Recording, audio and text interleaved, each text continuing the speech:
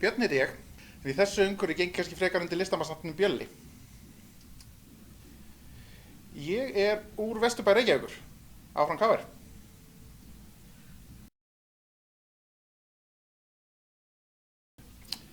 Ég er, sem að heitir á góðri íslensku rytmagítarleikari. Sem sagt,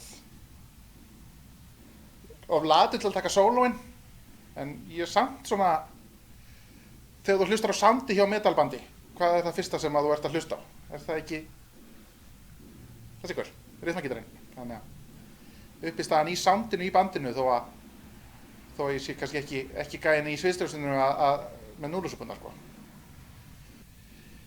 Hvað fékk mig til þess að vera gítarleikari, já? Nú þarf ég að hugsa svolítið langt aftur í tímann, sko. Einhvern tíðan 10. áratugnum þá fór ég að horfa á tónlistarmyndbönd í sjónvarpinu og sá þarna einhverja gauðra sem einmitt voru að spila eitthvað svona hávara tónlist og svona flotta gítara og eitthvað og svo svalir gauðrar og mér langaði að gera þetta líka. Þannig að ég tók sumarvinnupeninginn minn eftir 10. bekk og fór með hann til Magga Eiríks í Rín og keypti mér gítar. Svo kannski hálf ári seinna keypti ég annan gítar, svo annan og annan og svo annan og hingað er ég komin. Ég spila alveg á fleiri hljóðfæri. Ég til dæmis á Vuvuzela, mjög skemmtilegt hljóðfæri. Ég myndi taka tóndæmi en ég hef ekki séð Vuvuzela minnilega. Ég mætti halda einhver hafi verið að fela hann fyrir mér. Allt í hennu ræskir myndavélamæðurinn sig. Næja.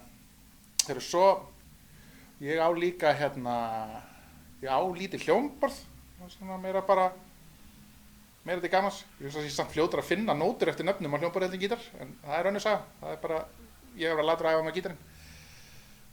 Ég á trommusett, ég á bassa. Bassin er samt eina hljóðfæri fyrir en gítarinn sem að ég hef og mun væntanlega nokkuð tíma að spila upp á sviði fyrir aðra. Hvaða græjur er ég að nota? Þetta er ekki spurning sem þú spyr gítarleikar að og ætlast til að svari komist fyrir í tíminn hjá mér bandi, sko. Við getum svona í stuttumáli árum með eitthvað svona. Við erum með svona sæmilega massíst mahóní stykki með tveimur hamburger pick-upum. Þetta tengi ég svo í svona, heima eða úti eins og íþróttamaður með heimakitt og útikitt. Þá höfum við þennan Engl Fireball-magnara fyrir uppstöðin í sandinu.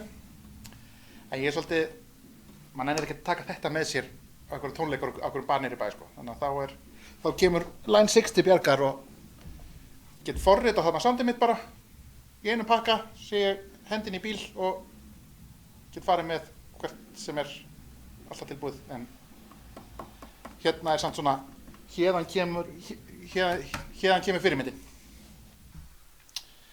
Ætli það sé ekki þessi sömu náungar og ég sá á MTV ekkert hjá hann svona sent á 10. áratugnum, sko.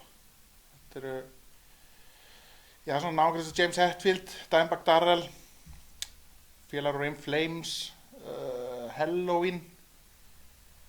Svo verður maður eiginlega að nefna líka svona Honorable Mention, hljómsveitin Prodigy, sem var svolítið leiddi mig inn í, þetta var svona mitt gateway drug inn í þungarokki, sko. Þegar ég fór að leita að horfa á rockþáttinn á MTV á mánudögum bara til að sjá Prodigy, þá sá ég alltaf hina kalla, Pantera og Metallica og Maiden og þetta stöf sem að kannski hefur haft meira áhrif á mig tónlistarlega, þá byrjaði þetta allt með Prodigy.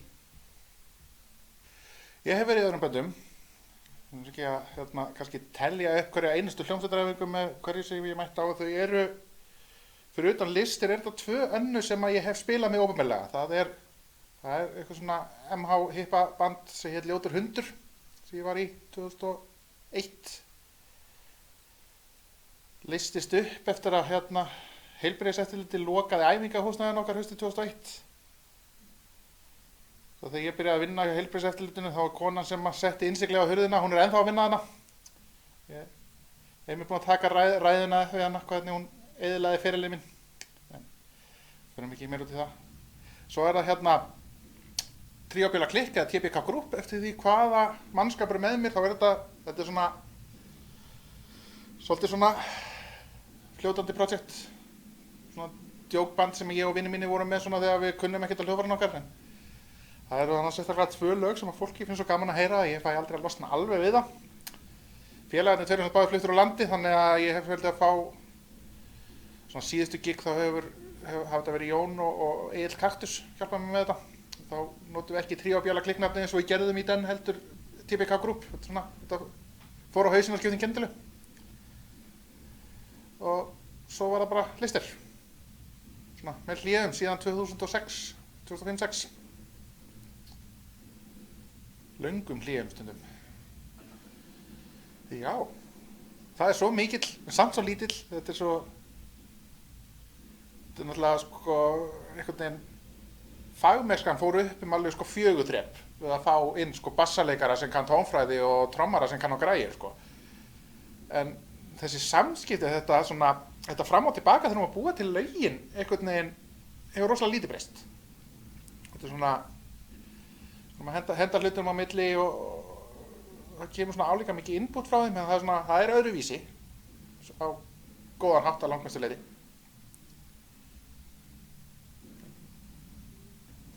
Uppáhaldslistir moment, já. Einhverjir höfðu mjög gaman að þessum tónleikum á Belli saman 2008. Ekki ég. Ég var á spítala að láta taka með gallblöðruna. En já.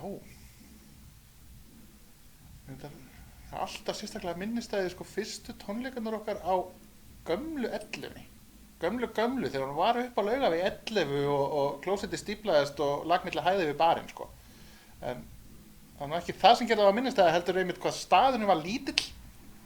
Að við þú veist, það voru ekki nema 4 hræður sem vissu hver við vorum og mættu á tónleikana, en staðurinn var samt pakkaður og maður var bara kominn út í sal að spila og mikið rokk og mikið ról. Þetta var ógeðslega sveittur staður, ógeðslega vondlíktar en mikið djöfull gaman að spila þar. Svo bara munið að íta á takkanhatt í horninu upp á áskrift komment eða þið vitið eitthvað. Við þurfum að gera fullt af vídeóm hérna þá. Ef þið viljið að við tæklum eitthvað sérstakt á undan öðru, endilega kommentið hérna niðri og bara við vonum að fara að styttast í að vera einhverjir tónleikar. Bara krossa fingur og koma ekki önnur byggja COVID og vera eitthvað vesen. Og annars segir ég bara